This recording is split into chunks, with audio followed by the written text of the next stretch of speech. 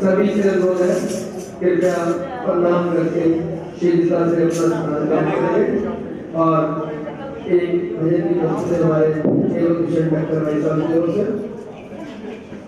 बोली श्री सतगुरुदेव महाराज की जय।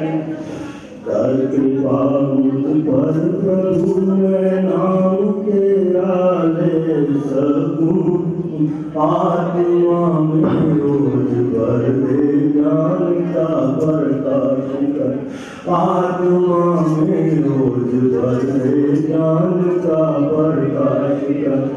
अपने को जानूं मैं जाऊं और अब जाना कहाँ, छूट जाएगा झंझट दूर हो मर नहीं कर, छूट जाएगा झंझट दूर हो मर में। राम जी के चरणों में, राम जी के प्रभु राम जी के चरणों में। मेरा स्वामी दासी में तेरी, तो मेरा स्वामी दासी में तेरी। हमारे पंकज जी दाल वाले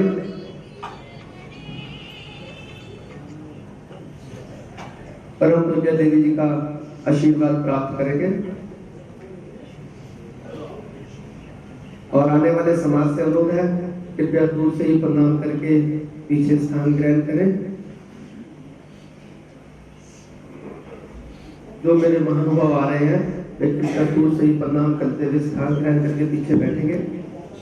और इसी के साथ साथ आपसे एक अनुरोध हो रहा है कि जब परम पूज्य देवी जी का सत्संग हो तो कृपया अपने मोबाइल या तो स्विच ऑफ कर दिया कीजिए, अन्यथा उन्हें साइलेंट मोड पर कर दें।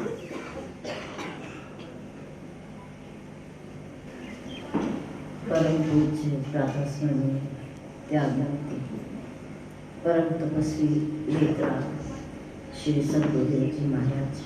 बोल श्री सद्गुरुदेव महाराज की जय। बोल श्री सद्गुरुदेव महाराज की जय। बोल श्री सद्गुरुदेव महाराज की जय। नगड़ वाले बाबा की जय। नगड़ वाले बाबा की जय। नगड़ वाले बाबा की जय। नगड़ वाले बाबा की जय। नगड़ वाले बाबा की जय। अर्चनीय वंदनीय धर्म स्वरूप पूरा समाज भक्ति स्वरूपा प्रातःकाल की शुभ वेला में इस पवित्र स्थान पर श्री महादेव जी के मंदिर परमपिता परमात्मा को साक्षी मानते हुए पूज्य गुरुदेव जी के श्री चरणों में पैरों की चौकड़ी लगाकर बैठते हुए शरीर को सीधा रखते हुए मन को अपने पास लाते हुए चित्त वृत्तियों को एकाग्र करते हुए आंखें खोल कर बैठते हुए चेहरे को मंच की ओर रखते हुए समय का सदुपयोग करते हुए धर्म की चर्चा, जीवन सुधार की चर्चा, प्रभु की पवित्र पावनी चर्चा कहने और सुनने का प्रयास कीजिए। धन्यवाद। इस अपने पवित्र मंदिर श्री के 18वें वार्षिक उत्सव के उपलक्ष्य में रखे गए 5 दिन के समय में से आज दूसरा दिन है। प्रभु की कृपा से, श्री महाराज जी के आशीर्वाद से, आप लोगों के सहयोग से सुंदर समय प्रभु की महिमा में व्यतीत हो रहा है। जीवन की घड़ियों में से वही घड़ियां अमूल्य हैं, कीमती हैं, जो उसके नाम में व्यतीत हो जाती हैं, उसके लेखे लग जाती हैं, उसका सिमरण हो जाता है, उसका ध्यान बना रहता है। वही समय सार्थक है जीवन का। शास्त्रों में लिखा है कि भोजन की भूख दिन में 2 बार लगती है, लेकिन भजन की भूख हर समय होनी चाहिए। भोजन की भूख दिन में 2 बार और भजन की भूख व्यक्ति को हर समय रहनी चाहिए। उसका कोई समय नहीं है। वैसे 2 संध्या काल, प्रातः काल की संध्या और सायंकाल की संध्या, जब व्यक्ति का मन शांत होता है, उस समय किया गया भजन भी कल्याणमय होता है। लेकिन महर्षि वाल्मीकि जी ने कहा कि जागत सोवत शरण तुम्हारी,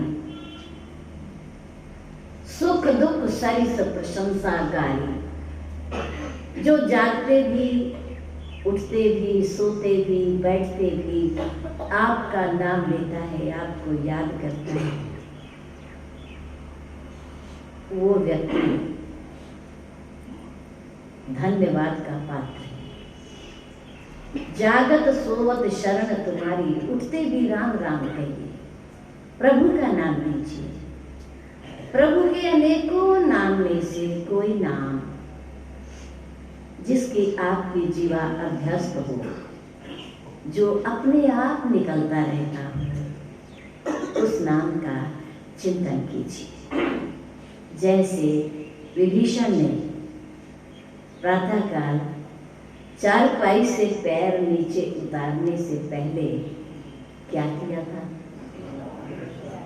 राम नाम तेहि सुमिरन कीना, राम राम तेहि सुमिरन कीना, हृदय हर्ष कपि सज्जन चीना। हनुमान जी ने कहा, जो उठते ही मेरे राम का नाम ले रहा है, मेरे राम को याद कर रहा है, लगता है वो व्यक्ति भला है, सज्जन है, प्रभु प्रेमी है। उठते ही जिसे मेरे राम की याद है, वो व्यक्ति मेरे राम का प्रेमी है। प्रेमी ही नाम ले सकता है, विरोधी नहीं ले सकता।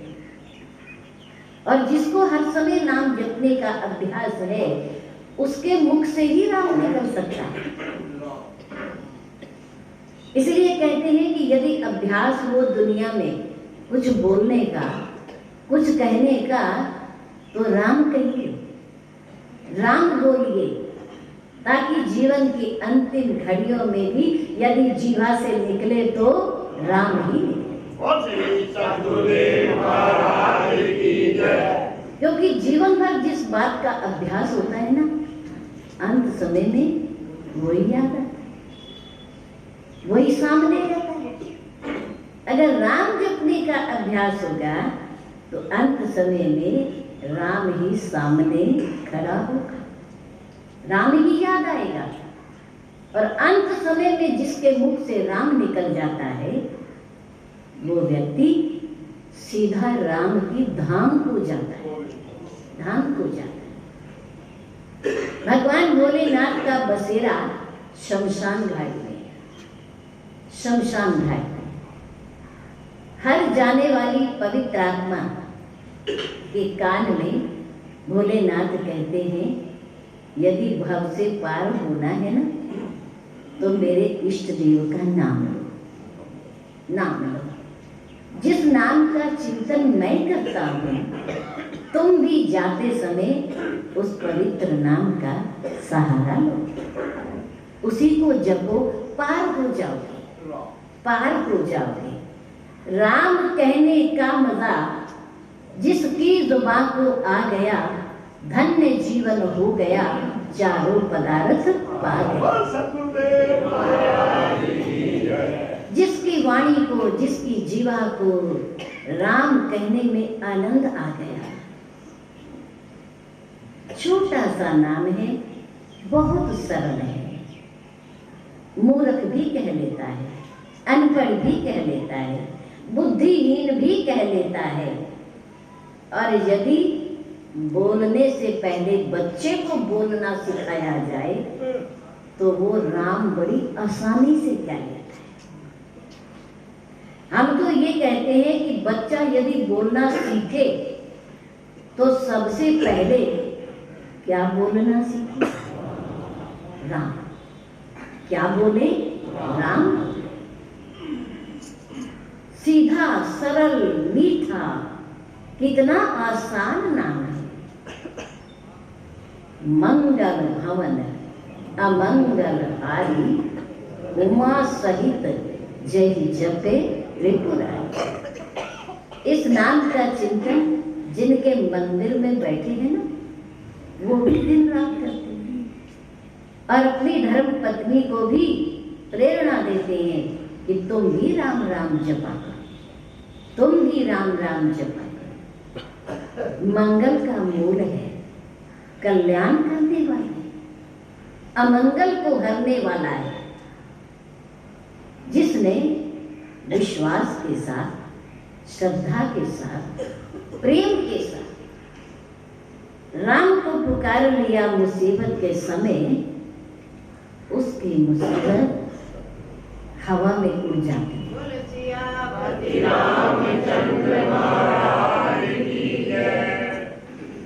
राम कहने का मजा जिसकी जुबान को आ गया, धन्य जीवन हो गया, चारों पदार्थ पा गया। जी उठा, मरने के बाद भी वो शरीर छूटा तो क्या हो? हमारे विचार तो दुनिया में है ना, हमारे कार्य तो दुनिया में है ना, और हमारे गुण तो दुनिया में है ना, वो याद रखे जाएंगे। गुणों के सहारे, विचारों के सहारे, कर्मों के सहारे शरीर किसी का अमर नहीं होता, लेकिन गुण अमर होते हैं, कर्म अमर होते हैं, विचार अमर होते हैं, वो कभी नहीं मरते। जी उठा मरने के बाद भी वो, जिसकी थी राम पर नजर, जिसकी दृष्टि परमात्मा पर लगी हुई, ईश्वर पर थी, राम पर थी, परमात्मा पर थी। जी उठा मरने के बाद भी वो, जिसकी थी राम पर नजर, और जिसने दुनिया को पाया, वो सब कुछ खो के मरा। जिसकी थी राम पर नजर, उसने खोकर के भी पाया, खोकर भी पाया। लेकिन जिसने दुनिया को पाया, उसने पाकर के भी खो दिया, पाकर के भी खो।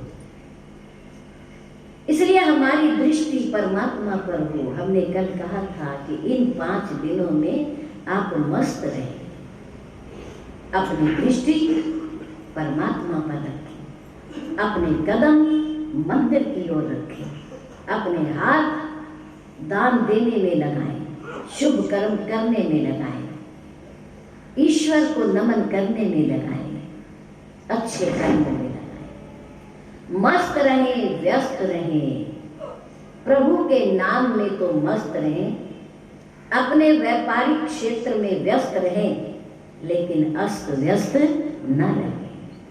उलझे ना, उलझना नहीं, सुलझना है। सुलझना है सत्संग में आकर, उलझना नहीं।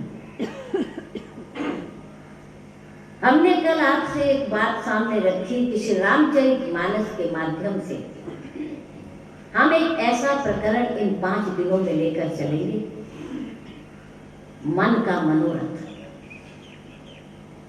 व्यक्ति कोई भी शुभ कर्म करता है तो उसके पीछे हमारा कोई ना कोई मनोरथ जरूर होता है, भावना जरूर होती है, इच्छा जरूर होती है, कामना जरूर होती है।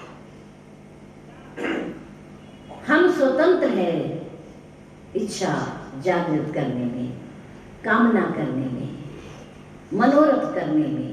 हम स्वतंत्र हैं, कर सकते हैं, परमात्मा के चरणों में रख सकते हैं, प्रार्थना कर सकते हैं, विनय कर सकते हैं।